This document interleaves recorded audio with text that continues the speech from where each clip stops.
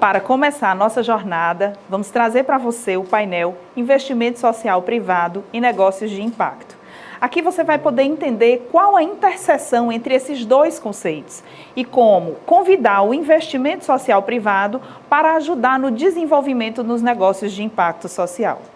Quem vai contar isso para vocês é a Geórgia Pessoa, do Instituto Humanize, e o Rodrigo Piponzi, da editora MOL. A Geórgia é advogada, é mestre em gestão ambiental, tem MBA em Direito da Empresa e da Economia e tem pós-graduação em Direito da Propriedade Intelectual, além de possuir ampla experiência na área ambiental. O Rodrigo é administrador de empresas pela FGV, com especialização em empreendedorismo social pela Universidade de Stanford, nos Estados Unidos, além de ser investidor em startups de impacto social. Tem diversas premiações como empreendedor social. E a mediação dessa conversa vai ser feita pela nossa querida Bia Fiuza, coordenadora executiva da Somos Um, a quem vou convidar para conduzir essa conversa, né, Bia? Bia, boa tarde. Boa tarde, Mauro, boa tarde, Michele. Muito obrigada por fazer essa apresentação tão lindamente, por estarem aqui conosco. É uma alegria enorme fazer parte desse projeto e desse evento. Rodrigo, muito bem-vindo. Eu fico muito feliz de ter você aqui conosco. Rodrigo, entrando no assunto, né? Eu acho que está todo mundo em casa muito curioso para entender o que é isso do investimento social privado, um termo ainda pouco conhecido por aqui, e como que isso atravessa, né, os negócios de impacto. Eu sei que você é um empreendedor incansável e que está ligado a muitas ações, muitas, né, diferentes empresas e negócios, ações filantrópicas, desbravando um monte de coisa. E aí eu queria te pedir para você apresentar um pouco dessas iniciativas, né? A MOL, a tua participação no Sistema B, enfim, se apresentar um pouco. Muito bom, Bia. É super privilégio poder falar sobre esse tema, poder falar sobre investimento social, sobre empreendedorismo social, porque acho que tudo isso conecta muito com, não só com o que a gente vive, né, mas como conecta também com uma visão muito importante, né, sobre o papel do trabalho, o papel das empresas, da sociedade, para que a gente possa viver aí num contexto muito mais equilibrado, né? Então, eu sou Rodrigo Piponzi, como você me apresentou, né? Eu sou empreendedor social, administrador de formação. Eu cresci em família empresária e muito cedo resolvi que eu queria realmente empreender por acreditar, né, que de alguma forma o trabalho podia ter um significado mais amplo, né? Podia ter um significado de realmente combater um pouco da desigualdade que eu enxergava do alto dos meus privilégios, né? Então, eu criei um negócio de impacto social, né, que é a Editora MOL, um negócio que foi criado junto com a minha sócia, a Roberta Faria, que é jornalista de formação, uma pessoa que, enfim, divide dos mesmos sonhos e das mesmas crenças que eu, dos mesmos valores, né? A gente criou lá atrás, isso eu estou falando de 2006, né, quando a gente criou a Editora MOL, uma editora, né, que acreditava muito no poder da comunicação para poder, de fato, transformar a realidade, né? Quando eu terminei a administração, pouca gente sabe disso, mas eu fiz jornalismo por 3 anos, eu não me formei, mas eu sempre gostei demais de escrever, de ler, sempre acreditei muito no poder da comunicação. E a editora, quando a gente criou, tinha esse objetivo, né, de realmente entender como é que essa ferramenta tão poderosa podia, de fato, transformar a realidade. A gente teve um grande projeto na vida que mudou, né, um pouco de toda a nossa trajetória e acabou moldando esse modelo de negócio da Editora MOL, que foi o da revista Sorria, né? Para quem não conhece, a revista Sorria é aquela revista vendida nos caixas, né, da Droga Raia, em todas as lojas, mas mais de 1.200 lojas da Droga Raia, que tem como característica, né, o fato dela reverter o seu lucro para instituições sociais, né? Quando ela foi lançada em 2007, ela era uma revista com uma tiragem enorme, como é até hoje, né? Naquela época a gente está falando de 120 mil unidades, que era um absurdo de quantidade de venda de revistas, vendidas a R$ 2,50, um preço super subsidiado, com todo o lucro revertido, né, para o GRAAC, né, que é o Grupo de Apoio Adolescente à Criança com Câncer. E essa revista, né, desde o dia que ela foi lançada, ela foi um sucesso de vendas. A gente, nos primeiros 5 anos de projeto, né, com toda a reversão de mais de 15 milhões de reais para o GRAAC, a gente conseguiu levantar um hospital para o GRAAC, que ampliou em 30% a capacidade de atendimento da organização. E aquilo foi um super divisor de águas, né? Porque ao mesmo tempo que a gente percebeu a força da microdoação, você fala, nossa, de revista em revista, de 2,50 em 2,50, a gente levantou um hospital, né? Olha a força disso aqui. A gente percebeu também como aquilo era um modelo que podia ser replicado, né? A força que o varejo tinha e a força, né, que uma plataforma de microdoação como essa tinha para realmente transformar as organizações. Então, a gente, a partir de 2013, né, 8 anos atrás, resolveu replicar esse modelo e isso moldou muito esse negócio da Editora Mol, que é, né, o meu principal empreendimento social, vamos chamar assim, que é essa editora de impacto social que trabalha em parceria com varejos, sempre vendendo produtos editoriais a preços baixos e revertendo, né, parte do valor que se paga a organizações. Só para dar um... Oi, pode falar. É muito impressionante, né? Você fala desse modelo como se vocês tivessem pensado nisso de forma muito simples, muito fácil. Mas é um claro modelo de negócio de impacto, né? E é um negócio que tem um resultado absurdo. Vocês dois, né? Eu sei que vocês ganharam o prêmio de empreendedor social da Folha, que é um prêmio muito respeitado no país. E assistindo ao vídeo, né, do prêmio,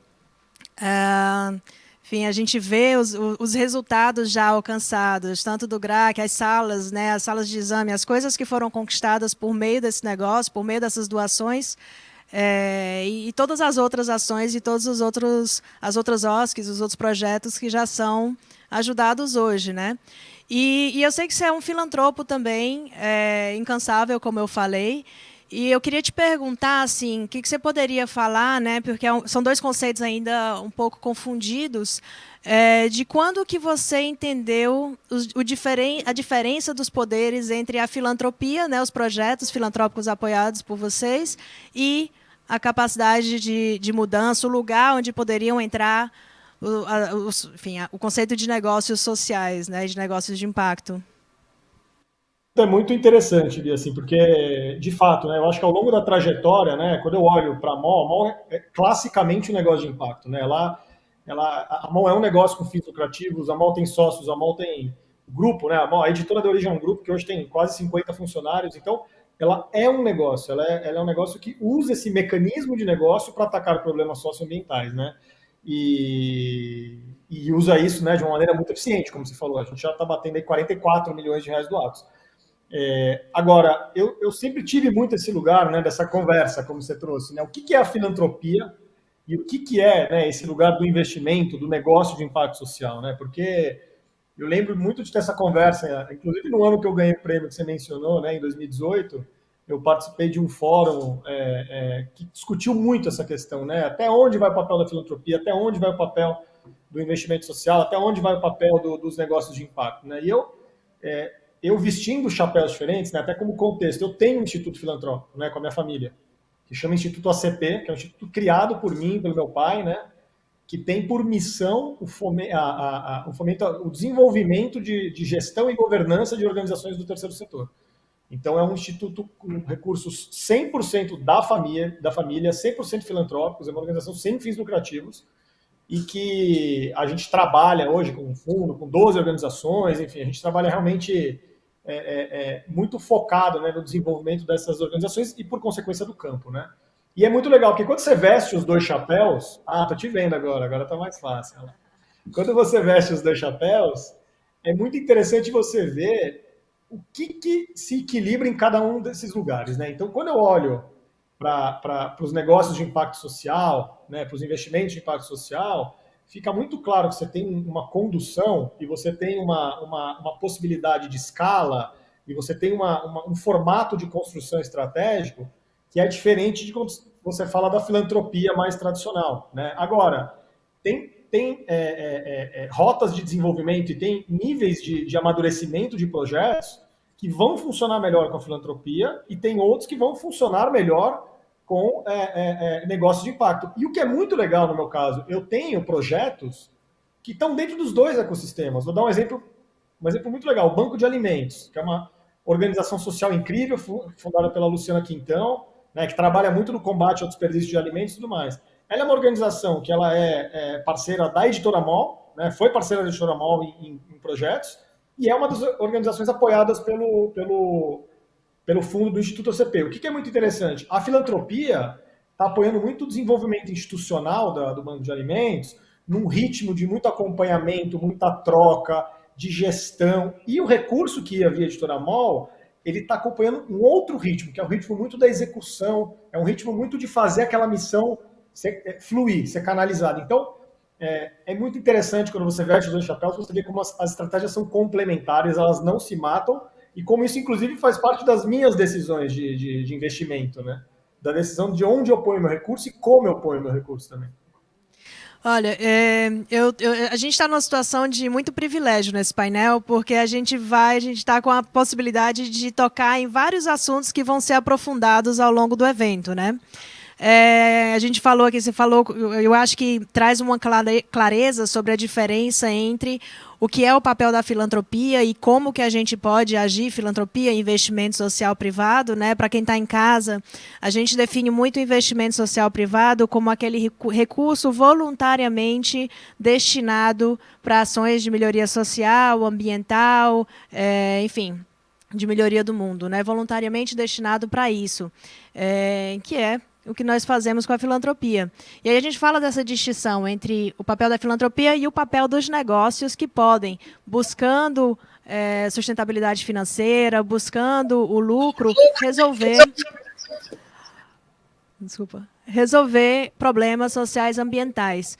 E aí eu queria trazer aqui como é que a gente pode também, quais são os exemplos onde a gente pode juntar filantropia e negócios sociais, né? O Rodrigo você falou enfim, das diferentes formas como apoiar as organizações. Será que a gente consegue trazer a Georgia para a conversa? Que eu acho que isso era uma pergunta para ela falar também. Eu estou vendo vocês. Boa tarde. Olá! Ei, Bia. Ela já está no ar? Estamos todos? Bem-vinda, Georgia. Tudo bem? A gente está com um delayzinho aqui, mas que alegria ter você conosco, minha amiga. Que bom. Obrigada. Que bom que deu certo. Eu estava entrando num assunto que eu acho que tem tudo a ver com você também, né? A gente falou aqui um pouco da diferença, né? As distinções entre a filantropia e os negócios de impacto, e o Rodrigo falou sobre como ele consegue vestir esses dois chapéus e como a interseção, às vezes, entre, né, ao lidar com a mesma organização, como cada área de atuação dele se envolve com essa organização. E aí eu queria trazer aqui como é que a gente pode falar para o público os lugares de interseção entre a filantropia e os negócios de impacto, né? Onde é que a filantropia pode entrar para fomentar esse ecossistema, para ampliar a capacidade de ação dos negócios? E aí eu acho que o Humanize vem fazendo, e você, né, à frente do Instituto Humanize, vem fazendo um trabalho excepcional nesse sentido no Brasil. Bom, Bia, obrigada. Boa tarde a todos. Agradeço a calorosa apresentação. É com alegria que a gente está aqui hoje para trocar um pouco das experiências que a gente tem nesse trabalho de impacto. A gente olha soluções dos problemas complexos do Brasil, tendo o negócio de impacto como uma das possibilidades dessa virada. E à frente do Instituto Humanize, uma organização do terceiro setor que vê negócios de impacto como uma possibilidade de gerar transformações sociais e ambientais, a gente vem trabalhando um pouco nesse ecossistema no Brasil. Como é que a gente vem fazendo isso? A gente acha que a filantropia nacional e até a filantropia internacional, empenhada em ajudar o Brasil, tem um papel fundamental nessa toada, né, rumo ao desenvolvimento sustentável do Brasil. A gente acredita que para trabalhar desenvolvimento territorial integrado, o impacto é uma das ferramentas, é um dos fatores determinantes para essa caminhada. Para isso, a gente elegeu 3 grandes temas dentro da organização para a gente trabalhar. Uma tem a ver com o uso sustentável dos recursos naturais, uma outra tem a ver com gestão pública e uma terceira, negócio de impacto socioambiental possível. Falando especificamente desse tema, né, negócio de impacto socioambiental, o Humanize atua fomentando um ambiente para o empreendedorismo, para uma educação empreendedora, para negócios inclusivos, olhando para as cadeias da sociobiodiversidade prioritárias para a gente. E aí, a gente chegou a algumas hipóteses, digamos assim, de caminho. Né? A gente fez uma pergunta para ajudar a gente a desenhar esse programa dentro da casa, foi uma pergunta determinante, que era o seguinte: por que negócio de impacto socioambiental não ganha escala no Brasil? E aí a gente viu que algumas respostas aí nos ajudariam a tecer esse trabalho do Humanize. Quando a gente olhou para as respostas dessa pergunta, né, por que impacto não ganha escala no Brasil, a gente viu que uma primeira parte tinha a ver com não temos uma política ou diretrizes claras no Brasil para trabalhar com isso. A gente tem aí fragmentos, a gente tem alguns incentivos, mas a gente não tem uma política ou diretrizes claras, como, por exemplo, a Inglaterra fez, né, ou a Alemanha, muito especificamente, inclusive com recursos governamentais para isso. Um segundo ponto passava com recursos financeiros. Então, como a gente não tem um básico de diretrizes para socioambiental, para negócio de impacto socioambiental no Brasil, a gente não tem aí um conjunto de recursos organizados, né? Ou minimamente sabendo como é que eu invisto em impacto, quais são as seguranças jurídicas que eu tenho, e outros recursos para casar com o meu. Enfim, recurso financeiro é um outro ponto. Um terceiro tinha a ver com a educação empreendedora. E não é só educação para quem está empreendendo, mas é educação para quem está trabalhando com finanças sociais. É uma educação mais lato sensu, que ajuda o brasileiro, que é tão empreendedor, na sua forma mais genuína, mais plural, porque a gente é muito empreendedor, mas não existe uma organização e uma educação para se empreender, né? Só existe essa vocação, essa coisa nata. Um quarto ponto passava muito por uma questão de governança, né? Então, como é que eu trabalho a governança desse ecossistema de impacto? Se não tem política, se não tem recurso, não tem educação empreendedora, como é que a gente vai trabalhar nesse ecossistema de uma forma mais harmônica, organizada?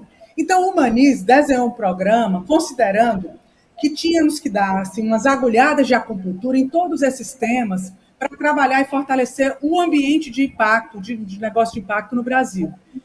E, para isso, nos associamos com uma série de organizações que estavam financiando esse caminho, essas hipóteses de soluções, como também organizações que estavam implementando essa jornada aí de negócio de impacto num sentido mais amplo.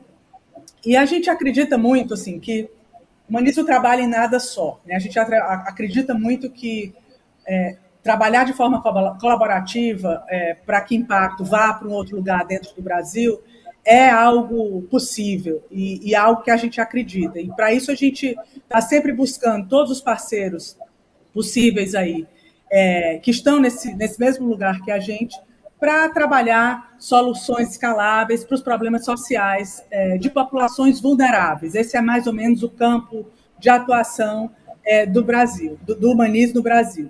Então, a gente olha muito para essa questão do mercado, né? Tem que ter impacto ambiental, tem que ter impacto social e tem que dar resultado financeiro. Então, os 3 pilares aí que a gente pauta o trabalho da gente. E, para isso, a gente olha desafios e oportunidades nesse ambiente de impacto.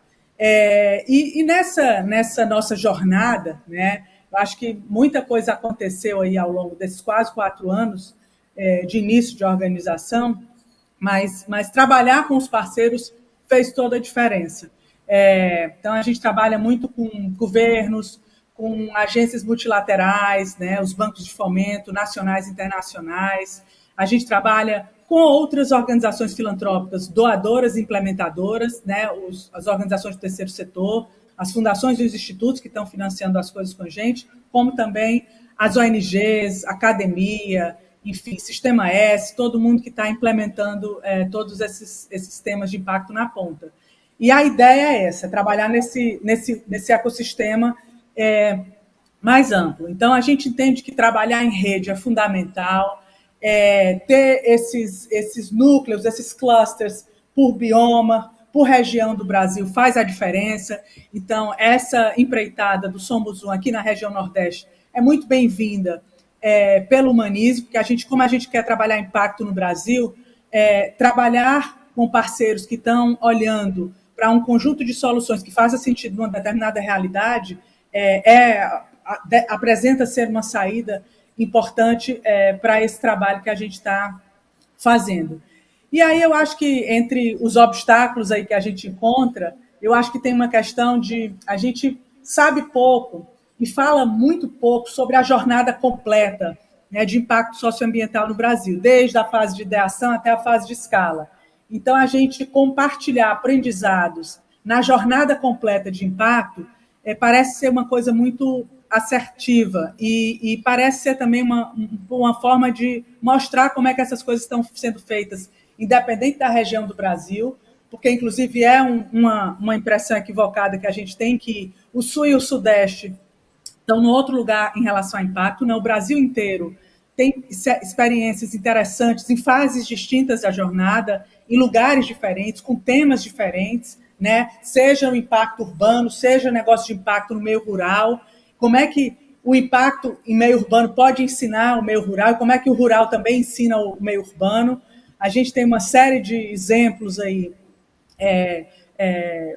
Na região amazônica, por exemplo, a gente faz uma parceria com o PPA, que é um pacto pela Amazônia, pacto de impacto pela Amazônia, com uma série de organizações, que se cria agora uma organização chamada A Mais, para acelerar impacto na região amazônica, e tem uma série de parceiros trabalhando, muito dedicada a pensar na jornada, né, da ideação até a escala, com a realidade dos produtos da sociobiodiversidade amazônica, seja no meio urbano, seja no meio rural, mas tem sido um aprendizado riquíssimo. Um outro programa bastante interessante aí do nosso portfólio de parceiros é um programa que chama Amazônia App, é um programa do Centro de Empreendedorismo da Amazônia, uma organização do terceiro setor que fica lá em Belém, com foco em floresta, biodiversidade e uso do solo, olhando para estudantes de escolas técnicas, universitários e recém-formados, ajudando essa turma a empreender, selecionando e ajudando aí trabalhos como cadeia do açaí, cacau, pesca, passaram aí por essa jornada e estão em lugares diferentes aí ao longo de algumas chamadas desse programa. Então, falar um pouco desses trabalhos e como isso tem ajudado a gente a entender, por exemplo, a Conexo, uma organização do terceiro setor que mapeou mais de 2.000 negócios de impacto social no Brasil, em todo o Brasil, para que o brasileiro, o investidor, ou aquela pessoa que queira entender mais de impacto, entenda, saiba onde é que os negócios estão, em temas, em locais, em fase, né, de maturação do negócio. A Conexo tem uma plataforma com todas essas informações, a gente é super parceiro da Conexo e tem aprendido muito aí com esse trabalho. Então, acho que nossa jornada aí de quase 4 anos, a gente teve contato com mais de 1.000 jovens ligados aí ao meio rural, sendo capacitados nesse tema de empreendedorismo, mais de 600 produtores extrativistas também recebendo informações e nessa jornada de se capacitar e de se desenvolver em relação a esse tema. E a gente acha que o papel da filantropia, aí, vestindo aqui o nosso chapéu, tem acho que uma possibilidade de ajudar a criar esse ambiente. A gente entra para tentar dar resposta com essas pequenas sementes desse processo de transformação, que a gente almeja aí, que ajude o Brasil a se transformar e a se desenvolver, tendo o negócio de impacto como um elemento-chave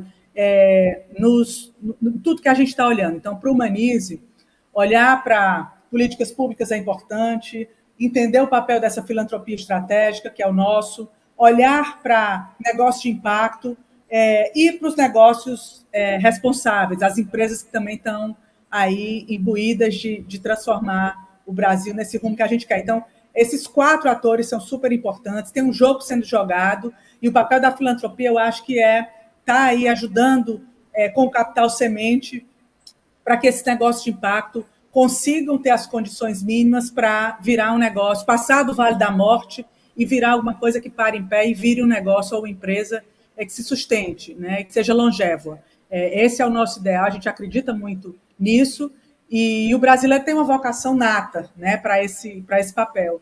E eu acho que nossa função aqui, como organização filantrópica, é ajudar nesse jogo maior. Então, eu agradeço a todos, principalmente Somos Um, a Bia, Tiziana e todos que estão à frente aí desse dessa conversa mais franca, mais aberta sobre como trabalhar num ecossistema de negócio de impacto socioambiental no Brasil.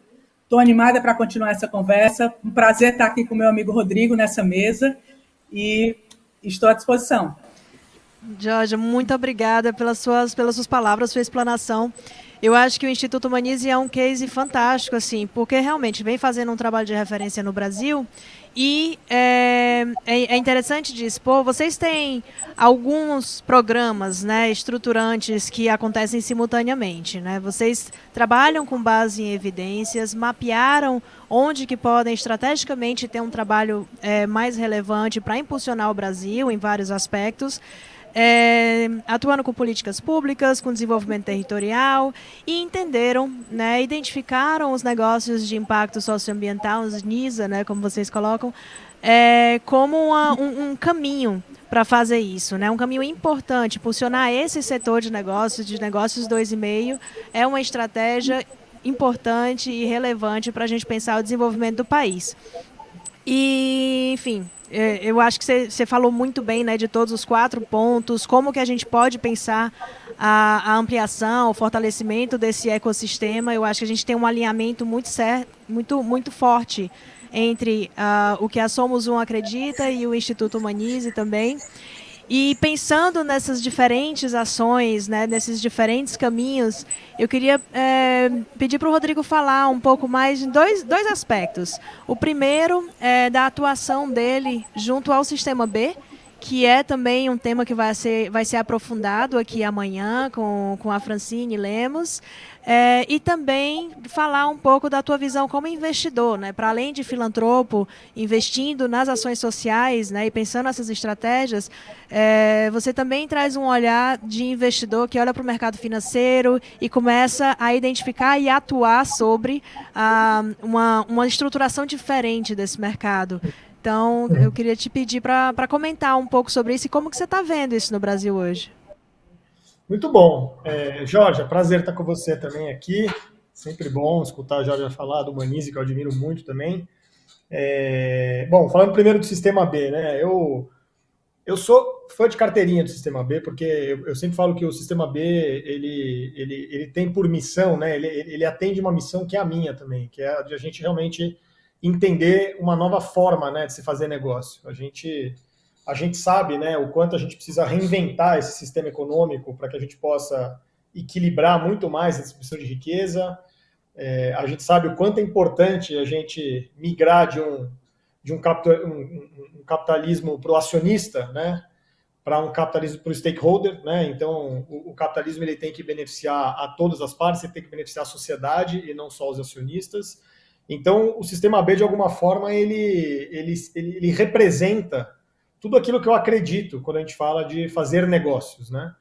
Ele representa uma mudança muito importante, né, na visão que se tem sobre esse tema e na visão estratégica que se tem sobre a forma de efetivamente gerir negócios, né? Então, para mim foi um convite assim muito natural quando a Fran me chamou para participar do conselho do Sistema B. Hoje eu sou conselheiro, né, desde o ano passado.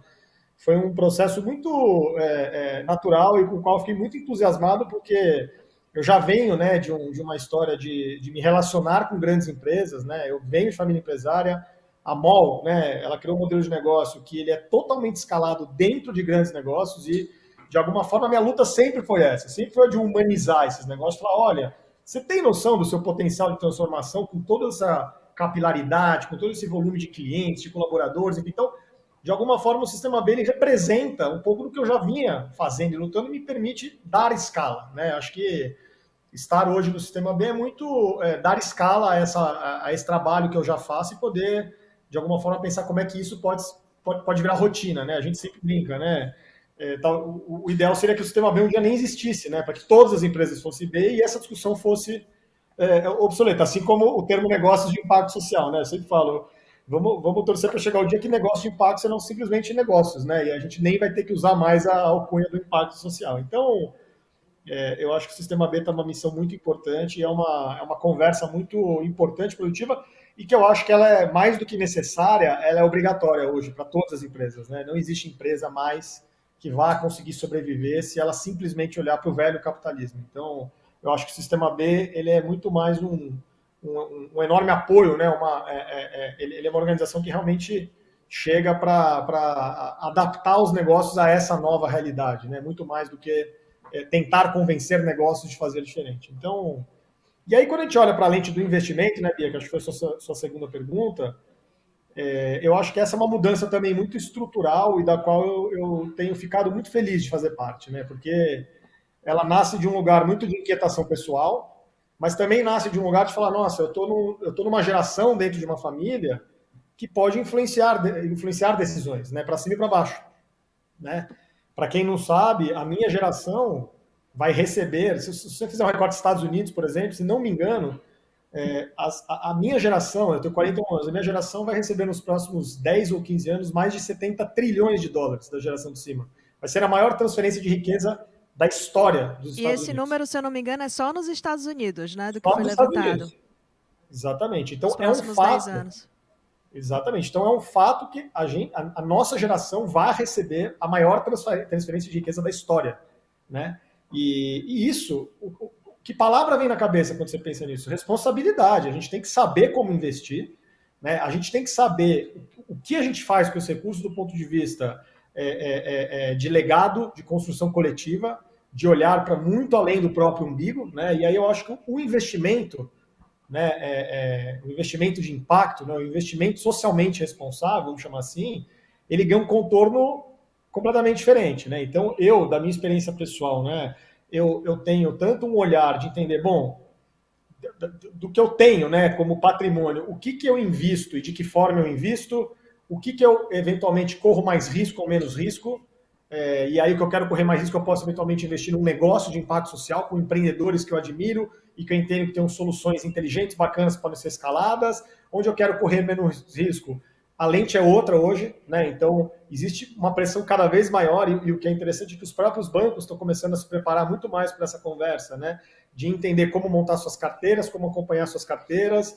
A rejeição é muito maior hoje àquilo que não é sustentável. As redes sociais mudaram completamente esse jogo também, porque tudo aquilo que não é socialmente responsável fica muito mais evidente e é muito mais malhado, né, pela própria opinião pública.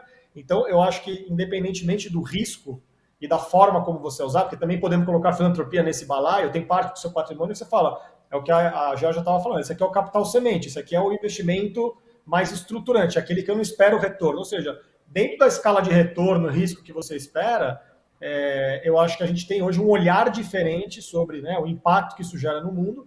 E eu estou num papel hoje muito dentro, não só da minha família, mas também como representante de família empresária, de realmente passar essa mensagem, passar, né, a responsabilidade que a gente tem, né, como investidores, como detentores, né, da riqueza, independentemente do tamanho dela, no uso desse recurso, né, o impacto e a consequência que cada investimento tem nas gerações que vêm a seguir, né? Não adianta a gente... É tudo uma questão de coerência, né? Eu acho que a gente tem que ser cada vez mais coerente com a maneira como a gente investe, como a gente consome, né? A gente poderia ter um outro painel aqui falando só sobre consumo e como o consumo também é ativismo hoje, mas eu acho que o investimento também é ativismo. O investimento é uma forma de se posicionar, é uma forma de empregar a sua visão de mundo, né? Então, é muito dentro desse contexto. E o que é legal é que cada vez mais é um setor sendo desenvolvido, sendo olhado pelos grandes fundos, pelos grandes bancos.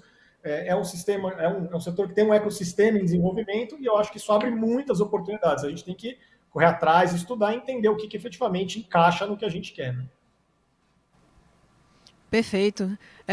Eu tenho um total alinhamento com todas as tuas falas, é impressionante. A Tiziana, né, que fez a apresentação inicial aqui, fundadora da Somos Um, é engraçado que ela fala de um episódio que ela teve com um dos fundadores do B-Lab lá fora, né, e ela perguntou, e aí, quando é que a gente não vai mais precisar, né, que o sistema B não vai mais existir?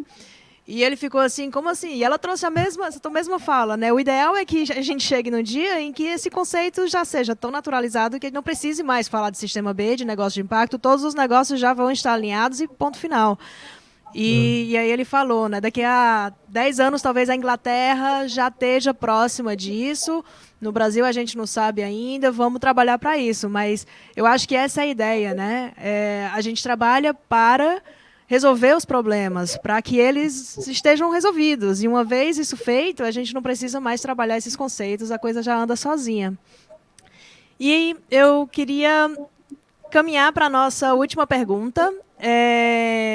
Você fala desse nosso lugar de responsabilidade, né, e da possibilidade de dar os primeiros passos, enfim, existem muitos caminhos possíveis. E aí eu queria perguntar para vocês dois, assim, no lugar que a gente ocupa também, que eu acho que é uma das nossas funções aqui como ativistas desse setor, né, de sensibilizar as pessoas, para que elas olhem para esse assunto, não como algo distante, algo que não faz parte da trajetória, da vida, das responsabilidades delas, mas como algo que pode estar integrado, né? Quais seriam as palavras de vocês para os empreendedores, gestores de family offices, né, investidores, para as pessoas que estão interessadas em entender como dar os primeiros passos? Jorge, quer começar? E começar com algumas ideias. Eu acho que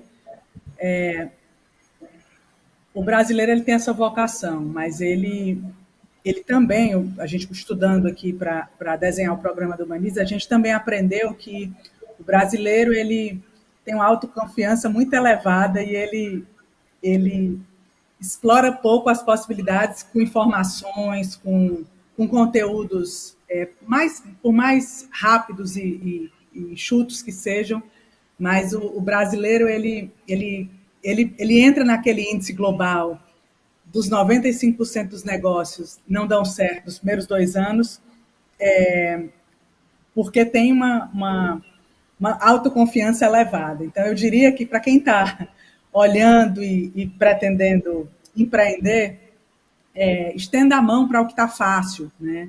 Sistema S, os Sebrais da vida, tem muitas coisas online, muitas coisas na internet, tem sempre um Sebrae perto das cidades brasileiras, com gente pronta a ajudar, a dar informação sobre como estruturar, seja lá o negócio que você esteja pensando, ou informações para pensar no que seria um negócio. Então, essa é uma primeira coisa. Segunda coisa, eu acho que tem muitas organizações que trabalham com impacto prontas a estender a mão também e a compartilhar informação. Então, entender o que deu certo e o que deu errado ajuda para quem está pensando, seja lá na fase de ideia ou na fase de escala de um negócio de impacto, a antecipar, a encurtar o caminho de aprendizado, né? Então, é muito importante, eu acho que ouvir, aprender com lições de outros, entender como é que outras coisas aconteceram para você poder adaptar a sua realidade e encurtar o caminho. Então, eu super recomendo. E trabalhar com as redes, tem muita rede de impacto, tem muita gente, pessoas, organizações, universidades, tem áreas de universidades, escolas técnicas trabalhando com essas informações. Então, eu acho que e não ter medo de se lançar, mas fazer um dever de casa prévio de não ir tão no escuro. Essa é o meu conselho, olhando e apoiando vários negócios de impacto no Brasil, que é muito importante parar um pouquinho antes de começar a empreender para dar uma olhada no que tem e tentar encurtar um pouco o aprendizado. Mas eu acho que tem que se lançar e tem que ir com as ferramentas e com os elementos que você tem à sua disposição para diminuir o percentual aí que é o percentual de negócio no mundo, né? Não são nos 2 anos, não, é no primeiro ano. 95% dos negócios, eles quebram no primeiro ano. Então, como é que você ultrapassa isso? É estudando, é fazendo dever de casa, é trabalhando com as redes e eu acho que muita gente no Brasil ultrapassa essa marca, mas olhando todos esses pontos. Não adianta se lançar só com vontade e com recursos sem você minimamente se preparar para essa jornada. Claro, perfeito. E hoje a gente tem muitas informações, dados, organizações, redes já rodando, né? E de forma consistente no Brasil. A gente não precisa mais agir 100% baseado na intuição. A intuição é importante, obviamente, mas a gente já tem bastante dado para embasar as nossas decisões e fazer as coisas acontecerem, né? E, Rodrigo, Certamente. o que você diria para quem está nos ouvindo aqui e está precisando de um norte? Bom, não poderia concordar mais com as palavras da Georgia, né? Eu sempre destaco o poder das redes mesmo. Eu acho que as redes elas são muito poderosas. Não teve nada na minha vida profissional, né? Na minha jornada aqui por esse lugar, não teve nada que foi construído sozinho. Então, muitas vezes eu falo assim, mesmo aquelas conexões das mais improváveis, aqueles papos onde você põe menos expectativa, dali muitas vezes saem coisas grandiosas. Então, eu acho que a gente nunca subestimar o poder dessas redes, dessas conexões, é muito importante, né? Não à toa o evento chama Conexões de Impacto, porque de fato as conexões elas transformam a sociedade. Então, nunca subestimar o poder disso, acho que é uma primeira dica aí muito valiosa, né? A gente muitas vezes está cercado de muita coisa legal e que basta assim a gente conectar alguns pontos para a coisa fluir coletivamente. Eu gosto muito também da questão, né, que eu falo muito assim, a gente fugir da inércia, né? Eu acho que esse tenha sido o grande movimento profissional da minha vida, fugir talvez de uma inércia do caminho natural, daquilo que era mais óbvio, mas é assim mesmo, e de repente se experimentar, né, se colocar num lugar de falar, bom, o que eu tenho aqui como ferramenta na minha mão? É capital, é relacionamento, é conhecimento, né? Enfim, o que eu tenho para oferecer que eu posso realmente colocar à disposição dos outros, né? E aí, eu acho que esse exercício é muito valioso, é um exercício que eu acho que às vezes a gente faz pouco e, de novo, às vezes a gente subestima as ferramentas que a gente tem na mão, né? A gente fala muito isso dentro da cultura de doação, né? Doar não é só dinheiro, doar é conhecimento, doar é tempo, acho que tem muita ferramenta, todo mundo tem ferramenta para empreender socialmente, de alguma forma. Eu acho que muitas vezes cabe um exercício, né, para sair dessa inércia e entender quais são essas ferramentas que efetivamente podem ser colocadas, né, a favor do coletivo.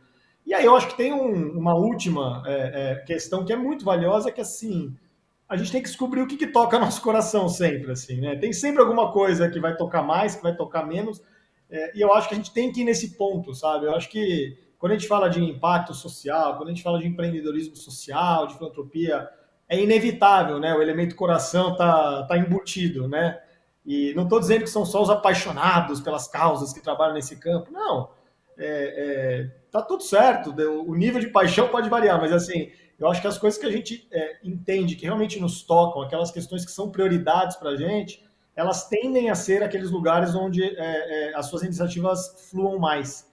Né? Então, como eu falei no meu discurso inicial, falando um pouquinho da comunicação, e como eu tinha esse desejo de trabalhar com comunicação, tal, foi isso. Assim, eu acho que eu fui empreender socialmente com comunicação, porque aquilo me tocava, mesmo que eu não soubesse por quê, e nem o que aquilo ia virar. Né? Então, eu acho que, às vezes, você encontrar esses pontos, né, que te tocam, isso é muito valioso para você colocar ideias de pé. Então, é um exercício que eu faço constantemente, eu brinco que a minha causa do coração muda toda semana, e isso é ótimo, porque vai dando mais energia para fazer mais coisa, mas eu acho que esse é um elemento emocional muito importante também. Gente, é um privilégio enorme para mim poder mediar essa mesa com vocês dois e poder abrir esse evento com vocês dois. Eu agradeço demais as palavras dos dois, né, assim, compartilhar das experiências que vocês vêm vivendo, do trabalho que vêm realizando. Eu concordo demais, Rodrigo, com tudo que você falou. Eu acho que a gente tem sim que colocar todos os nossos recursos a serviço, né, da melhoria desse mundo. Existem muitas coisas que a gente pode fazer. Quando a gente consegue encontrar um alinhamento, mesmo quando as nossas paixões e causas mudam, né, mas se a gente consegue encontrar alinhamento de valores e formas práticas, concretas, de fazer as coisas acontecerem, eu acho que os resultados vêm. Né? E, de novo, hoje a gente tem acesso a tanta informação, tantos dados, organizações como o próprio ICE, nosso parceiro, apoiador nesse evento, assim, que estará conosco logo mais, que vem fazendo um trabalho de levantamento de dados, de cruzamento, de letramento, né? De qualificação do setor. Eu acho que a gente tem muito trabalho para fazer. É empolgante, emocionante olhar para tudo que a gente ainda pode realizar e enfim, colocar os nossos dons em movimento, como a gente fala aqui na Somos Um. Muito obrigada, Rodrigo. Muito obrigada, Geórgia. Foi um prazer estar com vocês aqui hoje. Espero que a gente ainda faça muitas coisas juntos. E para todo mundo que está nos ouvindo, sigam acompanhando a gente, porque tem muita coisa boa para vir ainda.